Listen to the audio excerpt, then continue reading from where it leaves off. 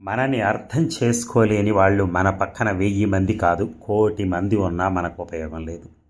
అదే మనల్ని అర్థం చేసుకున్నవారు ఒకరు మనకి దూరంగా ఉన్నా పర్వాలేదు, కానీ మనకది సంతోషాన్నే మిగులుస్తుంది.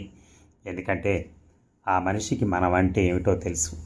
సో దగ్గరగా ఉండి మన గురించి తెలుసుకోలేని మనుషులు ఉన్నా ఒకటే, మనకు లేకపోయినా ఒకటే. అదే మనం అర్థం చేసుకోవాలి. ఎందుకంటే అతనితో పాటు ఉండి అతనితో మెలిగిన వాళ్ళు, అతనితో తిరిగిన వాళ్ళే అతని గురించి చెప్పలేని పరిస్థితి ఉన్నప్పుడు అది ఏ రకమైన మిత్రుత్వం అనేది ఒకటి. రెండోది, మన మిత్రుడిని మనమే అర్థం చేసుకోలేని వాళ్ళని పక్కన పెట్టుకుని తిరుగుతున్నామే, అలాంటి మిత్రులని అనేది మనకు కూడా ఒక ఫీలింగ్ ఉంటుంది. అదే ఒక మిత్రుడు దూరంగా ఉన్నా సరే, వీళ్ళందరూ ఇక్కడి నుంచి 10 మంది అక్కడికి చెప్పి వీటిట్ట చేస్తున్నాడు రా అంటే కూడా వాడు అలా చేసేవాడు కాదు అని ఎప్పుడైతే అంటాడో, ఆడు నిజంగా వీడు చేయకపోతే అది నిజం.